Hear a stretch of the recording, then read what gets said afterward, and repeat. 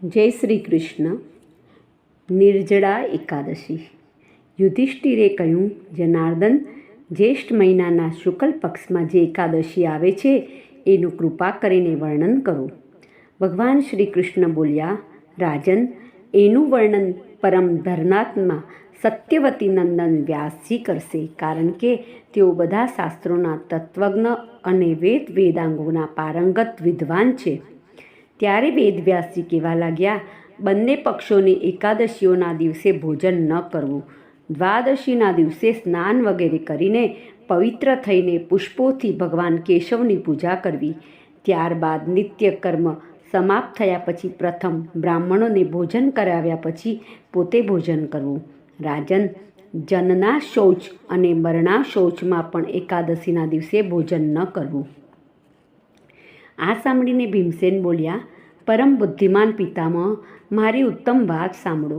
રાજા યુધિષ્ઠિર, માતા કુંતી, દ્રૌપદી, અર્જુન, નકુલ અને સહદેવ આ બધા એકાદશીએ ક્યારેય ભોજન નથી કરતા અને મને પણ તેઓ હંમેશા એમ જ કહે છે કે ભીમસેન, તમે પણ એકાદશીએ ભોજન ન કરો. પરંતુ હું એમને એમ જ કહું છું કે મારાથી ભૂખ સહન નહીં થાય.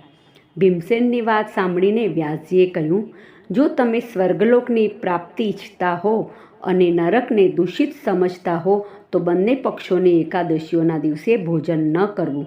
ભીમસેન બોલ્યા, મહાબુદ્ધિમાન પિતામહ, હું આપની સમક્ષ સાચી વાત કહું છું. એકવાર ભોજન કરીને પણ મારાથી વ્રત નથી કરી શકાતું, તો પછી ઉપવાસ કરીને તો હું રહી જ કેવી રીતે શકું?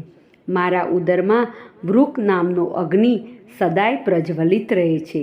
આથી જ્યારે હું ખૂબ વધારે ખાઉં છું ત્યારે જ એ શાંત થાય છે. આથી હે મહામુને, હું બહુ તો વર્ષભરમાં ફક્ત એક જ ઉપવાસ કરી શકું. માટે જેનાથી સ્વર્ગની પ્રાપ્તિ સુલભ થાય અને જે વ્રત કરવાથી મારું કલ્યાણ થાય એવું કોઈ વ્રત મને કહું, હું એનું યથોચિત પાલન કરીશ.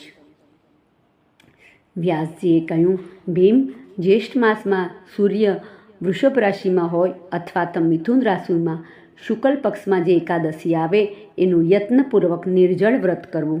ફક્ત કોગળા અથવા આચમન કરવા માટે જ મોંમાં જળ નાખી શકો છો.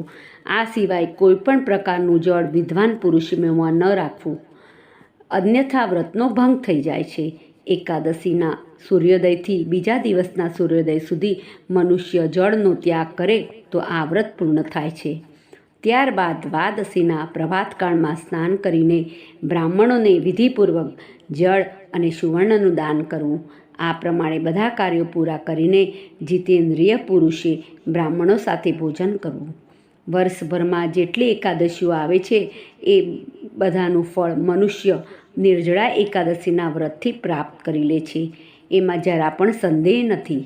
શંખ, ચક્ર અને ગદા ધારણ કરનારા ભગવાન કેશવે મને કહ્યું હતું કે જો માનવ બધું છોડીને એકમાત્ર મારા શરણે આવી જાય અને એકાદશીએ નિરાહાર રહે તો એ બધા પાપોથી છૂટી જાય.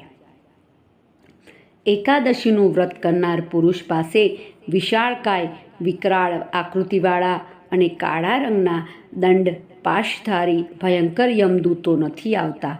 અંતકાળમાં પિતાંબરધારી, સૌમ્ય સ્વભાવવાળા, હાથમાં સુદર્શન ધારણ કરનારા અને મન સમાન વેગવાન વિષ્ણુદૂતો આખરે આ વૈષ્ણવ પુરુષને ભગવાન વિષ્ણુના ધામમાં લઈ જાય છે.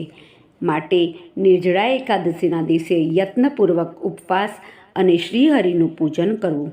સ્ત્રી હોય કે પુરુષ, જો એણે મેરુ પર્વત જેટલા પણ મોટા પાપો કર્યા હોય તો આ બધા પાપો પણ આ એકાદશીના વ્રતના પ્રભાવથી ભસ્મ થઈ જાય છે. જે મનુષ્ય આ દિવસે જળના નિયમનું પાલન કરે છે એ પુણ્યનો ભાગી બને છે અને એક પહોરમાં કોટી સોના મોહરોનું દાન કરવાનું ફળ પ્રાપ્ત થાય છે, એવું સાંભળવામાં આવ્યું છે. મનુષ્ય નિર્જળા એકાદશીના દિવસે સ્નાન, દાન, જપ, હોમ વગેરે જે કાંઈ પણ કરે છે એ બધું અક્ષય થાય છે. આ ભગવાન શ્રી કૃષ્ણનું કથન છે. નિર્જળા એકાદશીએ વિધિપૂર્વક ઉત્તમ રીતે ઉપવાસ કરીને માનવ વૈષ્ણવપદને પ્રાપ્ત કરી લે છે. જે મનુષ્ય એકાદશીના દિવસે અન્ન ખાય છે એ પાપનું ભોજન કરે છે. આ લોકમાં એ ચાંડાળ સમાન છે અને મૃત્યુ પછી દુર્ગતિને પ્રાપ્ત થાય છે. જ્યેષ્ઠ માસના શુક્લ પક્ષમાં એકાદશીએ ઉપવાસ કરીને જે મનુષ્ય દાન આપશે એ પરમપદને પ્રાપ્ત થશે.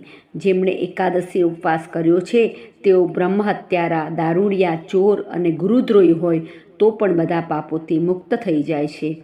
કુંતીનંદન નિર્જળા એકાદશીના દિવસે શ્રદ્ધાળુ સ્ત્રી પુરુષો માટે જે વિશેષ દાન અને કર્તવ્ય વિહિત છે એ સાંભળો.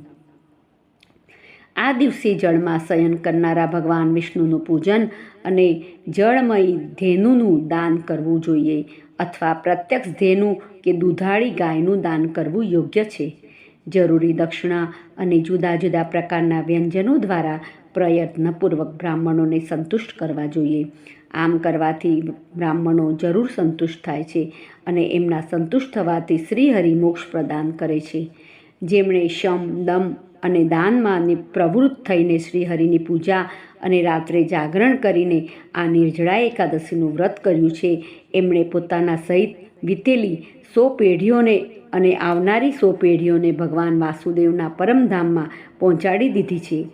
નિર્જળા એકાદશીને દિવસે અન્ન, વસ્ત્ર, ગાય, જળ, પથારી, સુંદર આસન, કમંડળ અને છત્રીનું દાન કરવું જોઈએ. જે શ્રેષ્ઠ અને સુપાત્ર બ્રાહ્મણને પગરખા દાન કરે છે એ સોનાના વિમાનમાં બેસીને સ્વર્ગલોકમાં જાય છે. જે આ એકાદશીના મહિમાને ભક્તિપૂર્વક સાંભળે છે અથવા એનું વર્ણન કરે છે એ સ્વર્ગલોકમાં જાય છે. ચતુર્દશીયુક્ત અમાસના સૂર્યગ્રહણના સમયે શ્રાદ્ધ કરીને મનુષ્ય જે ફળ પ્રાપ્ત કરે છે એ જ ફળ આના શ્રવણથી પણ પ્રાપ્ત થાય છે. પહેલાં દાતણ કરીને આ નિયમ લેવો જોઈએ કે હું ભગવાન કેશવની પ્રસન્નતા માટે એકાદશીએ નિરાહાર રહીને આચમન સિવાય બીજા જળનો પણ ત્યાગ કરીશ. દ્વાદશીએ દેવેશ્વર ભગવાન વિષ્ણુનું પૂજન કરવું જોઈએ. ગંધ, ધૂપ, પુષ્પ અને સુંદર વસ્ત્રથી વિધિપૂર્વક પૂજન કરીને જળના ઘડાનો સંકલ્પ કરીને અહીં આપેલ મંત્રનું ઉચ્ચારણ કરવું. દેવદેવ ઋષિકેશ સંસારાર્ણવતારક ઉદકુંભ પ્રદાનેન નય મામ પરમામ ગતિમ. સંસાર સાગરથી તારનારા હે દેવદેવ ઋષિકેશ, આ જળના ઘડાનું દાન કરવાથી આપ મને પરમ ગતિની પ્રાપ્તિ કરાવો. પદ્મપુરાણ.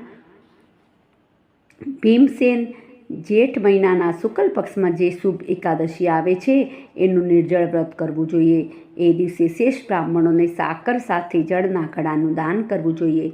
આમ કરવાથી મનુષ્ય ભગવાન વિષ્ણુની નજીક પહોંચીને આનંદનો અનુભવ કરે છે. ત્યારબાદ દ્વાદશીએ બ્રાહ્મણોને ભોજન કરાવ્યા પછી પોતે ભોજન કરવું. જેઓ આ રીતે પૂર્ણરૂપે પાપનાશીની એકાદશીનું વ્રત કરે છે તેઓ બધા પાપોથી મુક્ત થઈને અનામય પદને પ્રાપ્ત થાય છે. આ સાંભળીને ભીમસેને પણ આ શુભ એકાદશીનું વ્રત કરવાનું શરૂ કરી દીધું. ત્યારથી આ પાંડવ દ્વાદશીના નામથી વિખ્યાત થઈ. બોલો કૃષ્ણ કનૈયા લાલ કી જય.